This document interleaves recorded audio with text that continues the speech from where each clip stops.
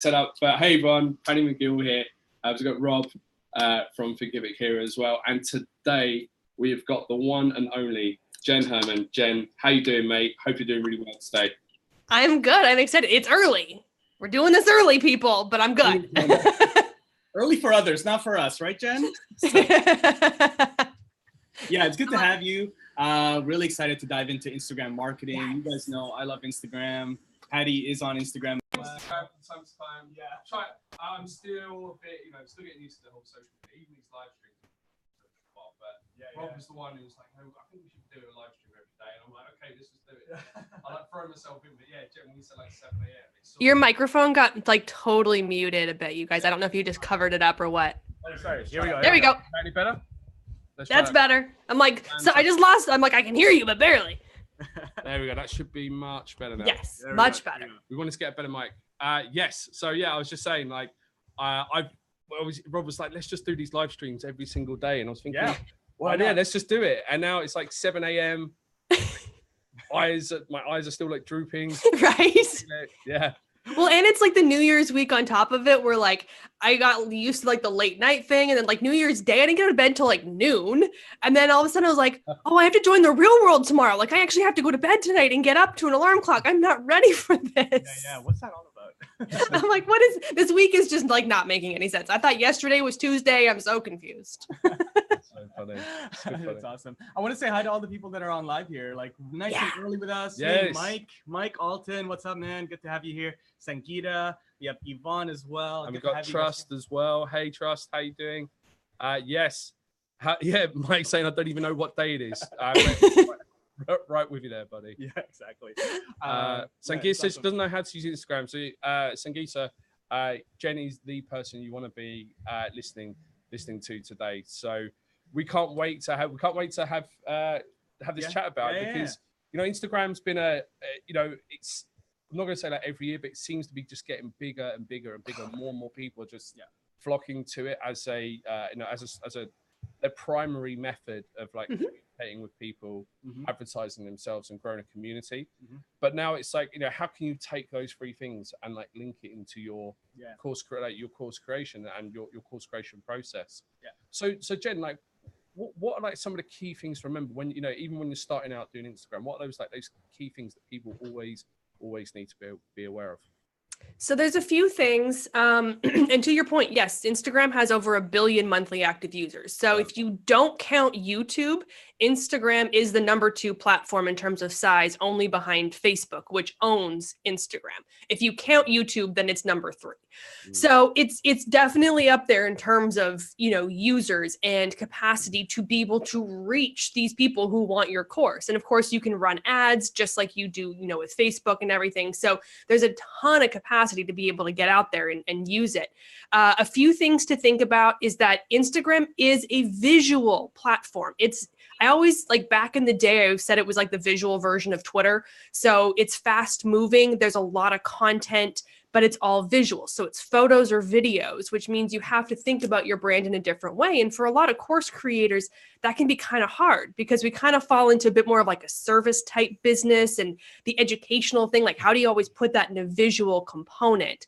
So you really want to think about ways that you can create photos and stage photos that are, you as the expert, as the person that's created the course, as visual content that appeals to your audience. So, if you're doing a course on, botany or something, then you can have beautiful pictures of flowers and, all this content that is related to that industry, even if it's not specifically related to the actual course itself. So there's lots of different ways that you can find that visual content, but you do have to think strategically to be able to find that right visual content for your audience. You also have to realize that it's not a link dropping platform.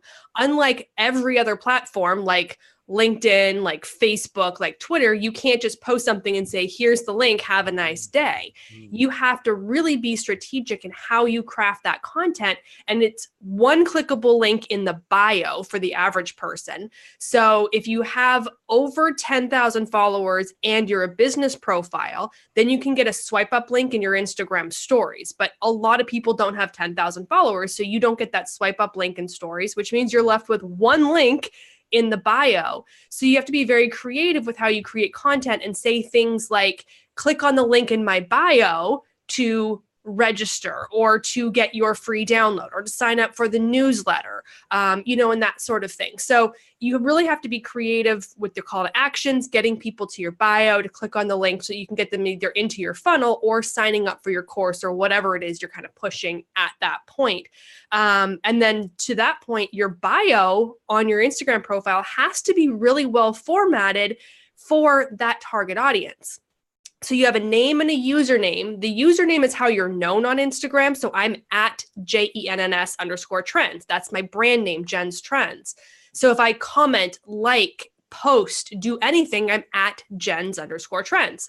But my name is Jenn Herman, Instagram expert. So that keyword Instagram expert is in my name because those are the only two searchable criteria on Instagram. Your bio is irrelevant for search. Your content is irrelevant for search outside of hashtags. But in terms of general keywords, you want to make sure that in your name field, you have the keywords. So if you're creating course content around a super techie, industry or something that's very unique, you want to have that keyword in there. So if someone is on Instagram looking for that keyword, they're more likely to find you. If it's not in your name or your username, you're not going to get found. So those are kind of some of the high level, and nuanced things that you really have to think about when you're working with Instagram. It's really interesting points because when we have been speaking and interviewing other social media experts, obviously one of the key things everyone says is consistency. But I think what you've said here is really, really important because format, like you said, formatting your profile and remembering that you can only have like your bio as like the unless you have that 10K subscriber list. So that's something I think a lot of people definitely have to think about. And I wrote this, it was right at the start, you were talking about how, if you're in like a visual industry, obviously, or something where, people are going to be looking at like a product or a commodity, then it's important to have that on there. And I immediately got me thinking of a guy called Cakes by Cliff. Like Cakes by Cliff. Yep. And he creates these beautiful cakes on Instagram. And then I think if I'm not mistaken, he didn't do like a pre-launch, any of that stuff. He just like done one post and said, I'm like launching an online course. And then everyone's like, I need to know how to do it. And he's done that through his like spare time, like as a baker. That's awesome. Pastry chef. So, I think that shows that you can, it doesn't matter really what industry you're in. You can use Instagram and find, like you said, frame your photos in a way that's going to appeal to the masses. Really. The biggest thing is if you are a course creator, you're educating people, right? So you have to think about Instagram as a supplement to that education. So in that situation, he creates this beautiful cake, but he's teaching you or he's telling you he can teach you how to do it. So you need to approach Instagram from an educational perspective. My Instagram is not the gold standard for everybody by any means, but mine is almost 100% education based. So I don't post fluffy content. I post content when there's new updates to Instagram, when there's new features rolled out, when there's new blog posts that I've shared, when I'm talking about, my membership program. If there's things that are going on that, again, are now educationally related to my audience, my engagement goes through the roof because that's why they're following me. So you want to condition your audience to know that you're going to provide educational content. You're going to provide tips that they can sign up for your course to get all of the tips so they can learn how to do these things. And you can just do a quick, 30-second video, throw it up on Instagram, and they're like, oh, dang, I need that. And boom, you're selling courses in one 30-second video if it's done the right way. So you really want to focus on the education and the value content, not the fluffy, oh, here's a pretty picture just because it's a pretty picture. That's not going to sell courses. Yeah, I hear you saying that. Yeah. So how does someone go about growing that list then if they're starting from scratch? Like what are those like key things to remember? I know you mentioned hashtags earlier, but they're absolutely 100% novice, or someone like, so Sangeeta says, she's never used Instagram before, so she's looking to get started. How could she go about growing her list? So I'm going to be a little self-promotional for a hot minute because there's no way I can do all of this in our the time we're on the show. So go to jenstrends.com and I have hundreds of blog posts that cover all of these topics. So you can get way more insight and detail. But in general, to get started, it is about building a community. It's not necessarily about building how many followers you have. I've always said I'd rather have 1,000 followers who are going to buy everything I sell than have 100,000 followers who care nothing about my product. So it's not so much the size of the audience as the quality of the audience. And to do that, craft the content that's going to appeal to your audience. And, you know, if that means like, if you're this super quirky, like animated, fun person, let that personality shine in your content and in your captions. Don't feel like you have to fit into this specific mold. I have a friend of mine, Tanya, and she's just this super fun personality. And all of her captions, when you read them, you instantly hear her voice in your ear because they're written the way she talks. And she includes emojis and all the, you know, the fun slang and all these types of things that you expect from her. So it's 100% her personality that shines through. So when someone comes and buys your course and they get your videos and it sounds exactly like what they're used to seeing on Instagram, they're happy. Versus if you come out and you're like this, you know, on super polished and super poised person on Instagram, and then they get your course and you're this kind of like, you know, scatterbrained all over the place and you got doodles here and they're going to be like, this wasn't what I wanted. So it's making sure that's all aligned with your brand and personality to attract the ideal audience from the beginning. So you want to make sure that you're showcasing that personality in your content, in your captions, in your videos, in your Instagram stories. All that sort of content has to be related and true to who you are. Then you want to be using a combination of stories and regular feed content. So regular feed content lives on forever on your account. Instagram stories is basically a la Snapchat. It disappears after 24 hours. So it's short form content. Videos can only be up to 15 seconds on Instagram stories and photos play for 7 seconds. And then it just automatically goes through to the next story. But those tend to be a bit more raw. They're a bit more fun. So they usually show a little bit more personality than the regular feed content, which tends to be a bit more structured, a little bit more heavily, you know, kind of curated content in terms of filters and staged photo shoots and well-crafted captions and whatnot. So you want to do those. You mentioned hashtags. Again, go to jenstrends.com because I could spend an hour alone just on hashtag strategies, but you definitely want to be using them. You can use up to 30, and they help you get found by people who are looking for what you do. So I always give a caveat with this though, and I always use the insurance industry because let's face it, insurance isn't exactly the sexiest topic to do on Instagram.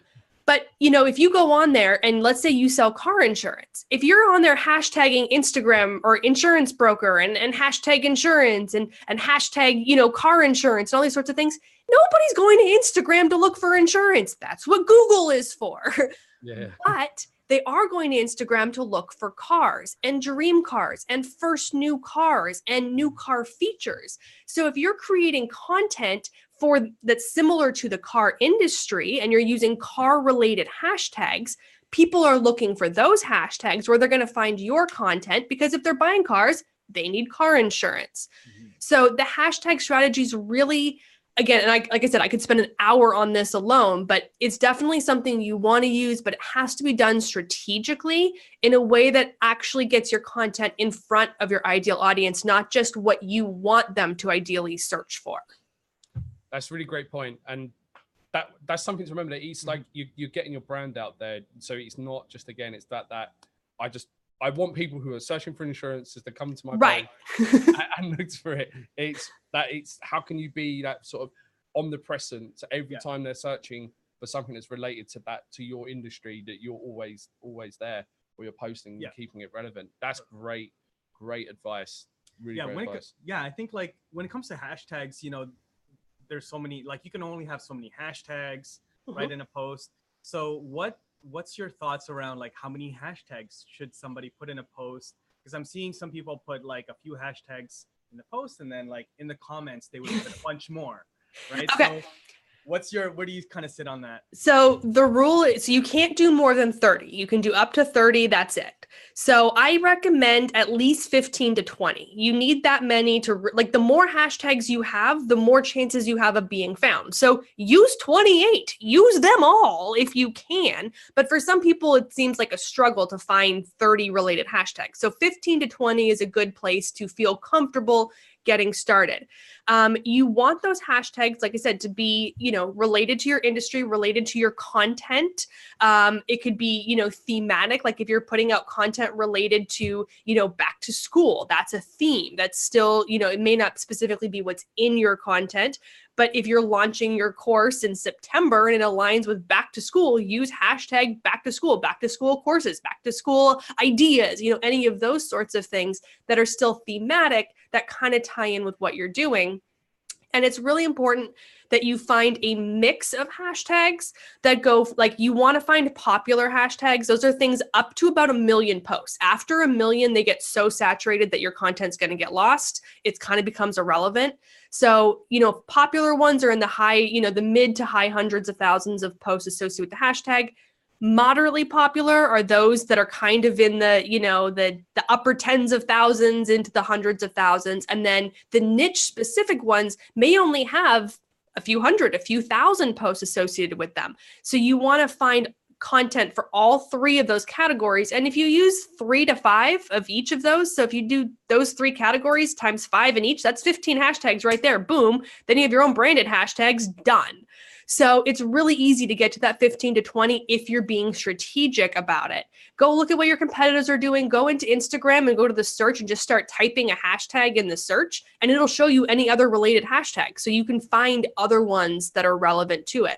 Now, in terms of where to put the hashtags, because you were asking about that, right now, my advice is put everything in the caption because Instagram is changing how they read hashtags.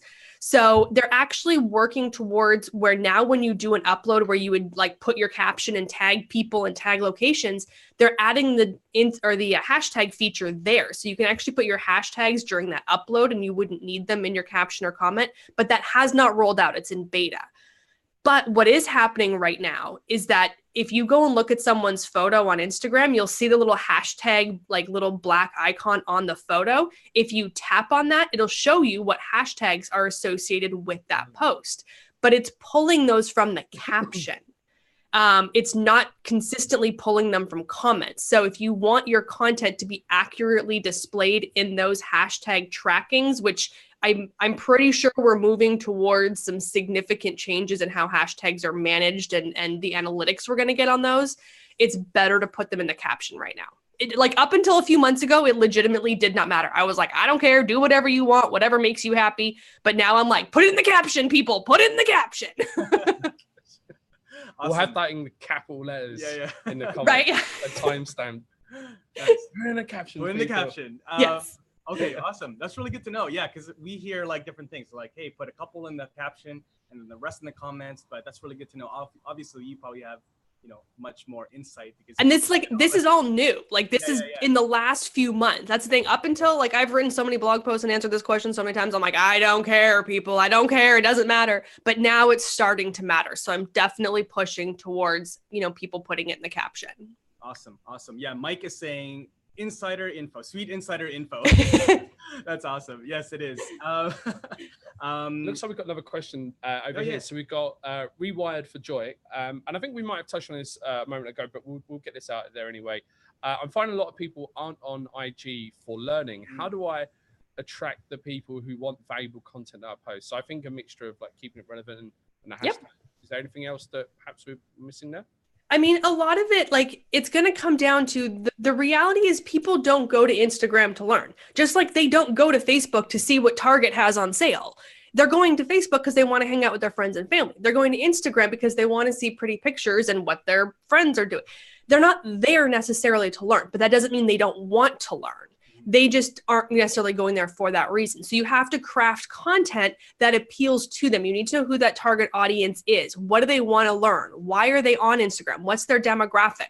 What are their behaviors? When are they on Instagram? So if you're targeting, 25-year-old females, you're going to have a completely different content strategy than someone who's targeting a 50-year-old male who's on the verge of retirement. Not that you can't appeal to both of them, you just have different content strategies. And they're more likely to be on the platform at different times. And someone who is on the platform on the weekends may be looking for more of the fun content. They're doing the quick scroll, just looking through at pretty content. Someone who's logging on Thursday night before they go to bed with the TV on and, the spouse laying in bed and they're looking for kind of just distraction, may be more willing to learn because they have time to just sit in bed and listen to a 10-minute tutorial on something. So it's knowing when your audience is there, what they're doing, how they're using the platform, which will allow you to craft the content and your content strategy around those details to make sure you're giving them that. And I always tell people, you guys, people always say, Instagram it's not going to work for me. It's not right for my audience. And I'm telling you, anybody can use Instagram. Absolutely anybody. It's not necessarily right for everybody, but anybody can. The TSA.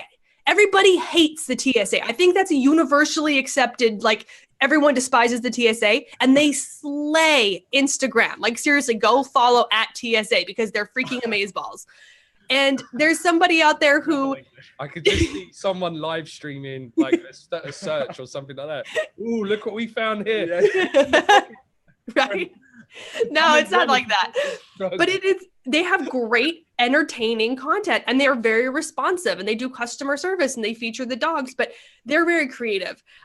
There's a woman, I can never remember her name off the top of my head, but she's a medical examiner and she has millions of followers on Instagram because she uses it as an educational platform to talk about, did you just find TSA?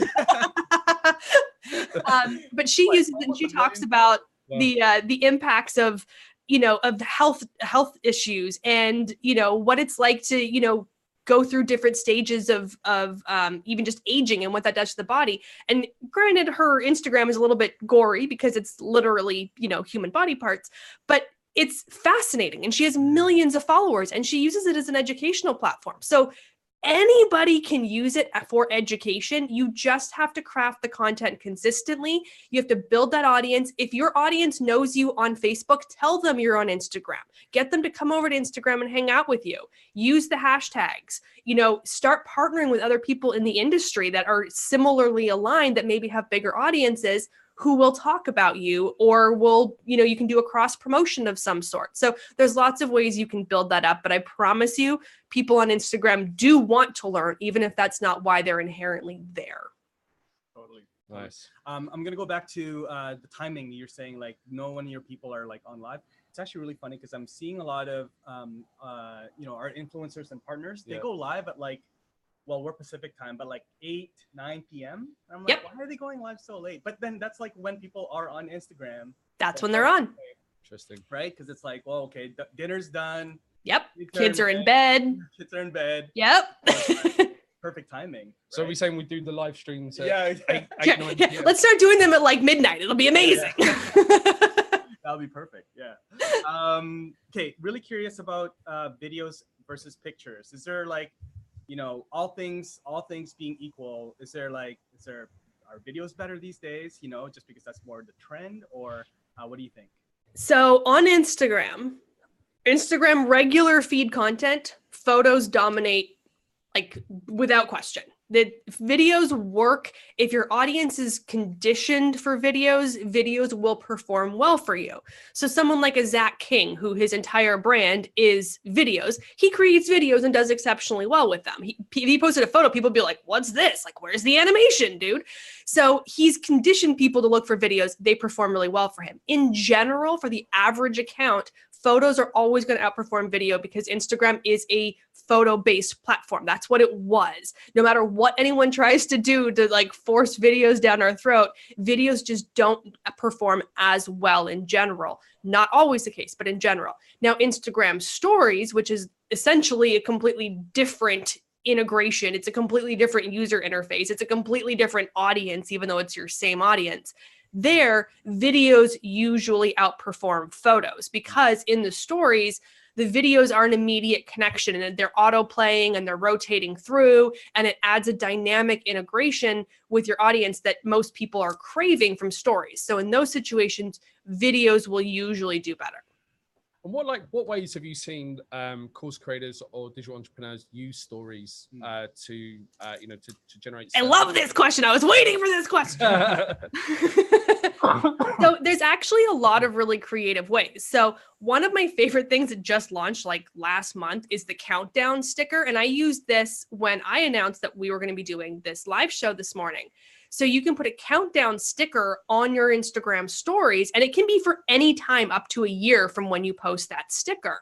So what happens is, you can say, like in this case, I posted it yesterday and said, join me live at 7 a.m. And then I put the countdown sticker. Well, people can set a reminder off that countdown sticker. Nice. So if your course is going to launch in a week, you put the launch date and time of when the course goes live, or when they can, purchase it, or when they can get into early access or whatever it is.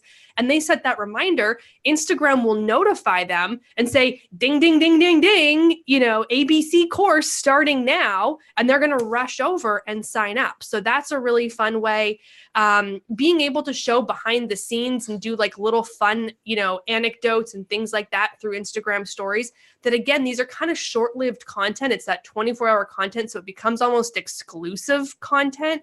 And it's something that, you can use to tease and be like, okay, make sure you show up. Like, this is, your exclusive access to, the course notifications, or that, if you join and use this code, you're going to get, 20% off the enrollment rate, but we're only telling you today. So that code's only available for 24 hours. So you can see then how many people converted off that code and how well you're getting that additional traffic. Linking to IGTV. So you could do a bunch of IGTV videos that are, kind of free, kind of precursor content to your course. So you could have tutorials, you could have interviews, you could have anything like that on your IGTV channel. And then from your Instagram stories, you can link over to your IGTV. So you could be telling people, hey, if you want a sample of what you're going to get in this course, go check out our IGTV channel, because their videos can be up to an hour. So you could put longer form video on there and give people a chance to really get a free example of the course, better sell them on it. So not that you still don't want the landing pages and all these other things you're doing, but you can do all of this, with an Instagram and Instagram stories. So use the stickers, do videos, do live video, essentially, what we're doing here, go live on Instagram and talk about your course, do a live feed, each day leading up to the course launch, and talking about it. So there's lots of really creative ways that you could integrate those stories. Great advice. Really great advice. Yeah, I love stories. Yeah, man. Stories. It goes away in 24 hours, right? So it's not like there's like very little pressure of like making it perfect. And that's the thing. And that's why I always laugh, because people always come to me and they're like, oh yeah, I can be way more myself in my Instagram stories, because I know it's going to disappear after 24 hours. And I'm like, be that person on Instagram. Like, because that's where your personality shines through. We're so conditioned that for permanent content that we have to have like the super polished background and the makeup and the hair and everything has to be, structured and well-versed and doesn't make us look, like us. And then in our Instagram stories, that's where you see the real raw reality of people's lives and their personality. But that's where they get the conversions, because now on the Instagram stories, people are like, oh my God, I like this guy, or dude, this chick is awesome. And like, that's where people get to know you through Instagram stories, because you do tend to let those walls down and really connect with people in a much more authentic way. That's yeah, awesome. I was just going to say, I wanted to give a shout out to Brandon Williams, aka Bimmer, who has probably, in my opinion, probably one of his used stories like the best possible way. He's created like almost like a video sales letter, but he's done it through his stories, and you go through his like whole journey. It's that that hero's journey. He's been able to do that through stories, and you can go and watch it. Go check it out. I watched it, and I sort of watched it. I went, wow! I was just like, I can't believe. I was like, it was like the best thing I've ever seen. Yeah, that's awesome. I'm totally gonna check him out. Yeah, we'll drop the link for Brandon. Put the link in the notes down here on the video so we can all go look at it. 100%. Yeah, no, that's awesome. I want to know what your thoughts are on how often people should post. So like, obviously stories, you could do that and it goes away in a day, but like, you know, on the main feed, like, you know, just to be relevant and maybe for algorithm's sake, how often should we be posting on there? So there's no magic number, but in general, less is more. So the way the algorithm works, if you post too much content, no one is going to see your content, because the algorithm on Instagram is very individually focused, which means if I'm scrolling through and I see your content and I ignore it, then the next time you post, yours is going to rank lower in the feed for me because I keep ignoring your content. So if you're posting 3 times a day and I'm like, this is irrelevant, it's not quality content, I don't care, the more I keep scrolling past you, the lower you rank in my feed.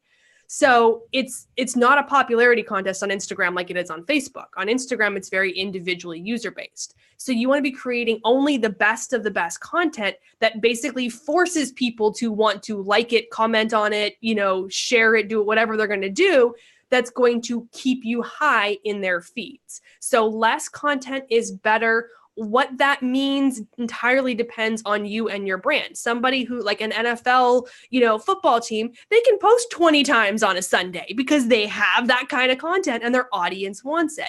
A news broadcast company can post multiple times a day because they have enough quality content and it's content the audience wants. It's breaking news and updates. Someone like me, I post once every 2 or 3 weeks on average. And I live on Instagram. Like Instagram is my world. And I post once every 2 or 3 weeks sometimes, because if I don't have the quality content to share, if there hasn't been an update or something that's of value to my audience, I'm not throwing out fluff content just for the pure fact of throwing out content to say, check the box, I posted to Instagram. So it really depends on how much content you have, how much content your audience wants. On average, like 1 to 3 times a week is a good kind of metric for regular content. But again, that's just a general statement depending on your brand, you know, your audience, all that. It could be like, it could be more, it could be less. It's really, you know, dependent on that. And if you feel like your engagement is low, cut back your posting schedule. If you're posting once a day, go to once every other day. See if that makes a difference. And you have to give those times, you know, give it 3 to 4 weeks. You can't just like try it out for a few days and be like, oh, that didn't work, and just abandon that plan. You have to give it 3 to 4 weeks to really change the behavior and re-rank in algorithms and those sorts of things. For Instagram stories, yes, technically you can post as often as you want, but people usually lose attention span around 7 posts. So 5 to 7 is kind of the ideal number. When you start getting up into the 8, 9, 10, it has to be exceptionally good content to keep them on. You know, a lot of times, even like I'll go on a trip or something, I'm speaking at a conference and I'm just like uploading to my Instagram stories like all day long because I'm traveling and I'm doing all these things and pretty places I'm visiting. And even like you'll notice you just get this huge drop off after the initial ones, just because most people just don't care. So you want to make sure that when you're thinking about that, where are you putting your calls to action? Where are you putting your key message? You know, we're programmed to like tell the whole story and then leave your call to action as the last post. But if you have an 8 series Instagram story sequence and you leave your call to action for number 8, and if everyone's dropping off at 5, no one's seeing your call to action. So you want to find ways to put your call to action in at number 4. And that way they're still watching to the end, or even if they drop off early, they're guaranteed to see your call to action. So know that 5 to 7 is kind of that ideal range for stories. That's great. That's great. That's really good tips. So like less is more. And I like that, like really watch your frequency. So if it's like you're not getting engagement, then like drop it down, which is like the opposite of what most people might think. It's like, hey, I'm not getting engagement, I should probably post more. Yes. So I'm more relevant. So that's really good to know. Yeah, awesome. I want to ask you about call to action and getting people from Instagram over to, you know, your email list or your landing pages. There's obviously the link in your bio, but you know, if you don't have 10,000 followers, what are some ways to get people to go there, right? Because like from all of your different posts, telling people to go to the link and then your stories as well. Any kind of cool workarounds? So there's a few things you can do. So if you're a business profile of any size, you get call to action buttons on your profile. So you just have to be a business profile on Instagram, which means you have to have linked to a Facebook page. That's the only criteria. but then you get the call to action button. So you get the call, text, email, and directions are the default 4 buttons. So I have email enabled on mine, and people email me every single week asking me questions. So that can be one of your call to actions. It could be call me and, for a 15-minute, free question and answer series about what's in the upcoming course. Or it could be send me an email and I will answer you with any questions you have about the course. But additionally, they have new integrated buttons. So if you use Eventbrite to sell tickets or to do any of those sorts of things when you're selling things for your course, or if you're doing like a webinar series and you want to have people be able to get tickets to those and you're using that to like launch your course or whatever, you could use something like the Eventbrite button, which allows you to have the get tickets button directly on your Instagram profile, which again, your call to action can be go to my profile and click on get tickets to reserve your spot now. So they're going through the Eventbrite. You have to have the Eventbrite account already set up to do the integration, but you go through, they buy the tickets, done, and you don't lose them where they have to go home and think about it or wait till they get to their computer or leave and go and open a browser and then they get distracted. Or if it's all directly integrated, you're more likely to get those conversions. So those call to action buttons are key. Making sure that when you write your captions on Instagram, you need to make them valuable. So on Instagram, the captions are typically truncated after the second or third line. So you'll be scrolling through, you'll see a photo, you'll see 1 or 2 lines and it says ... more, and then it goes to the next photo. So that first sentence has to be like the best email subject line you've ever written. It has to be like the best blog post title you've ever written. It has to be something that's going to appeal to them to get them to click on ... more so that they can read the whole caption. Because if they don't read the caption, they're not going to see your call to action. So then the caption has to be value added. So for example, I just wrote a blog post and I posted about it on Instagram and I said, new blog post with stars. And I was like, here's all the updates that have happened to Instagram in 2018. If you want to, make sure you didn't miss anything, go check out the blog post, click on the link in my bio. And it's like right there, it's hard to miss, So but you need to tell people to do that. You can't just say, I wrote a new blog post. You need to very clearly say, go click on the link in my bio. The same thing goes for stories. You can say, click on the link in my bio. When you're doing that, a little tip is to actually say, go click on the link in my bio and then mention yourself. So I could say, go click on the link in my bio, and then I put @Jenns_trends, because that way they're just going to click on the hyperlink to my own account from my own story. But they're more likely to click on that hyperlink than to go and actually navigate out of the story or go find my little profile photo in the top corner. So if you put your name, your username in like a hyperlink in big bold font right there, they'll click on it and they go immediately to your profile where there's the link. So the most common call to action is click on the link in the bio. Lots of different ways you can say it, use it, but use those action buttons as well. If you're using IGTV, send people to your IGTV channel, because in IGTV descriptions, anybody can put a link. So you could say, go to my IGTV video for a quick, 2-minute training on this topic. They go to your IGTV video, and then in there you say, to sign up for the course, open the description of this video and click on the link. So again, it might take 2 or 3 steps, but because they followed those steps, they're going to convert. So I always say you may not get as much traffic from Instagram, but the traffic you get is the best quality because you get a 0 bounce rate. People that have already navigated through those 2 or 3 steps to get to the link in your bio, to get to your IGTV channel, those sorts of things, genuinely want to be there and they want what you're offering. So you will get the conversions through Instagram. Amazing. It's amazing. Here are all the notes. Yeah. That's awesome. So hopefully you guys are taking notes. We have a question from YouTube, and she's asking, what do you think about Linktree and like those kind of tools? Yeah. So Linktree is the tool that everybody knows. It's basically what Linktree does is it gives you one link that when people click on that link, it takes them to a new page. And it's basically a landing page where you can then have links to all your different things. So you could have a link to your blog page. You could have a link to your, webinar page. You could have a link to your ebook. You could have a link to your, subscribe to newsletter. You could have a link to your shopping, pages, e-commerce pages, whatever. So you can have all these multiple links. So when you say, click on the link in my bio, they click on it and then they navigate through those. It totally works. Linktree, in my personal opinion, is not that pretty. It doesn't have the best kind of interface in terms of like when I click on it, I'm like, where do you want me to go? Like I don't really. It's not the best in terms of those sorts of things. There are other tools out there, like likeshop.me, I think is one. And it actually uses the photo. So every time you upload a photo to Instagram that you want the link to, that photo is what shows up when you go to the link in the bio. So that's a better correlation, because if you just saw the photo on Instagram and went to the link in the bio, then you just look for the matching photo on that landing page, click on it, and boom, that's where you're taken to that specific page, not just the blog page, but that actual individual blog post. I like the idea of doing this on your own website. So put the link in your bio as a page on your website, but that's a landing page where people can navigate from there, because once they're on your website, now you have Google Analytics for their behavior and traffic. So you can see, okay, that landing page has, here's, if you want to read blog posts, click here. If you want to download the ebook, click here. If you want to sign up for the webinar series, click here.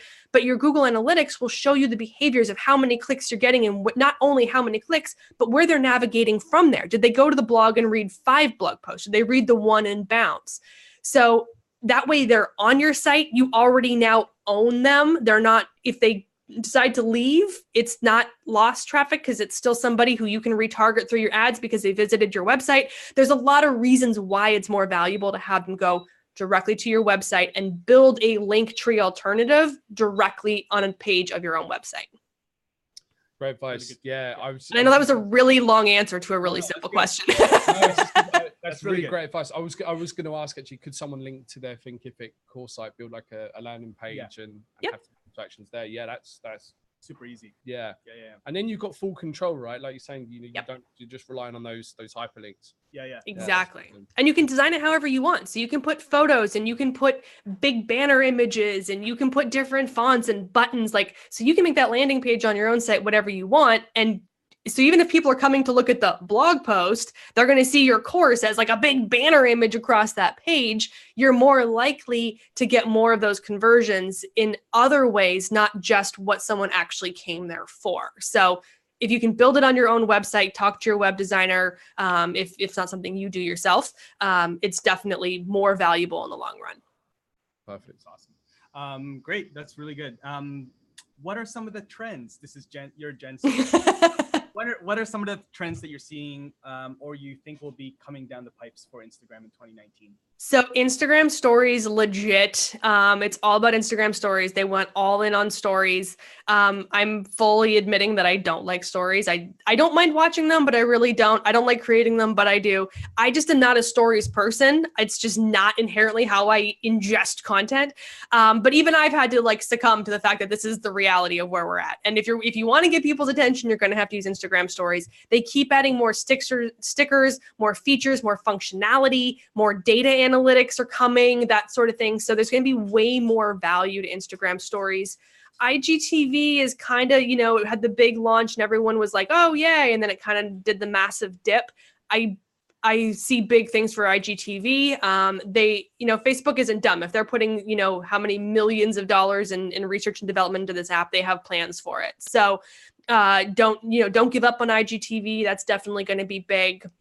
There's going to be much more integration. So those third-party, integration buttons, the call to action buttons, the shoppable posts that take you to your e-commerce store and those sorts of things. That in-app integration, we're only going to see more of. They want to keep you on Instagram. So if they can give you a shoppable post where you can shop directly from Instagram, that's more likely to benefit everybody, including Instagram, because the longer you're on there, the more ads they can give you, the more they can get conversions, et cetera, et cetera. So those are probably the big things. We are going to see changes to layouts. We're already seeing the new profile layout is changed. It's kind of in a beta rollout. So now the profile photo is over on the right-hand side and things are kind of shifted to the left-hand side and looks a little bit different. So that'll be probably rolling out globally. We saw the big change to how we navigate the feed for all of 3 hours the other day when Instagram decided to take a beta test and make it a mass rollout and show the entire universe something that they weren't supposed to see. But instead of being the vertical feed, it was a tap through stories. I don't think what we saw is what we will get. That was definitely a beta launch, but there will be changes to how we navigate and what that means for content creation, what that means for interactions with your audience, how they will, ingest the content, and will that mean they see more comments or less comments, longer captions or not? So until we see what that looks like, it's kind of hard to know what to do for content strategies. But when it comes down to it, you guys, the long run, Instagram is fun, and it's photos and it's videos and it's meant to be pretty. And, we can talk strategy all day long. But the biggest trend is just have fun, be authentically your brand and embrace that, create beautiful content, and you'll be fine. Nice. I like it. I think that's a good way. Good way to wrap it up. Yeah. One last question though. Oh man. Rewired for Joy on YouTube Live is asking, should I post my YouTube content to Instagram TV? No. Okay. Because it's meant to be different. So IGTV is vertical video. So if you're taking your YouTube video, which is landscape, and then you're putting that into IGTV, you're going to have this, vertical video with a big black chunk and a big black chunk and a little tiny video across, which is going to be harder to watch. It's meant to be unique content. If you want to take clips of it or once in a while share one of your videos over there, by all means. What I would recommend you do is actually take your IGTV, do a recap. So do a vertical video where you do a recap of what you talked about in the YouTube video, and then include the link to your YouTube video. So you can do that. Likewise, if you want to create content exclusively for IGTV, do your YouTube videos and then say, for the third tip in this topic, or for a behind the scenes look at this, or for another training tip, go to my IGTV. So you could have your whole video on YouTube, and then you leave that cliffhanger where they have to go to IGTV to watch the final clip or tip or behind the scenes or whatever it is. So you could do some cross promotion while you build them up. But ideally you want different content. It's easy if you've been creating YouTube videos to just be like, oh, let me just put on the IGTV. That way I already have a bunch of video content. It's okay to kind of get the platform started, but it's definitely not what people are going there to look for. And they want to see content that is inherently built for IGTV. Fantastic. Awesome. That's the right answer. Awesome. I mean, that's what I would think too. So yeah. That's awesome. Casey's saying that's amazing. Thank you. Yeah, this is why you're the expert. This is why we brought you on. So all things Instagram, you literally covered everything on Instagram here. So we'd love to dive deeper on the next one. We'll have you on again. Yes. Where can people find you, Jen? I'm everywhere as Jenn's Trends. So Instagram, JENNS_trends. It's always 2 N's in Jen. I was born in 1980 with a bazillion other Jennifers, so I've always been 2N Jen. Website is jenstrends.com. I have my free Facebook group, which is Jen's Trends in Social Media. So if there's any breaking news on Instagram or new features, I drop that in the Facebook group first, and then I go and usually put it on Instagram later in the day when I've had a chance to digest the new content. So Jen's Trends in Social Media is a Facebook group. And then we also have 360 Marketing Squad, which is myself and Stephanie Liu, who was on yesterday, and Amanda Robinson and Mike Alton. And it's a $5 a month membership program. And you get all 4 of us as marketing experts to help you with your marketing strategy and content development. So for $5 a month, it's pretty amazing. You get the 4 of us. Yeah, that's a no-brainer to me. No-brainer deal. Yeah, and you know what? Just give up one Starbucks coffee for a month. Right? One Tim Hortons, it's fine. We can sacrifice one. That's right. That's 2 Tim Hortons. 2 Tim Hortons. That's true. That's true, actually. No, that's amazing. Jen, thank you so much. Thank you. Fantastic session. Learned so much. And we'll see you in San Diego. Yes. Social media marketing world. If anybody is coming, make sure you come say hi. We do shoe fees in my world. We'll do selfies, but we do shoe fees because I am, always wear fabulous shoes. So make sure you bring the shoes, and we'll do shoe fees in San Diego. Amazing. Done deal. We'll be in sandals, but yeah. That's fine. We can still do it. Everyone on YouTube and Facebook, thank you so much. Keep dropping your questions. Jen's in our community as well in the Thinkific studio. So we'll answer them, and we'll have Jen answer them for you. And we'll see you guys next week. See you next week. Take care, guys. Bye. Thanks, Jen.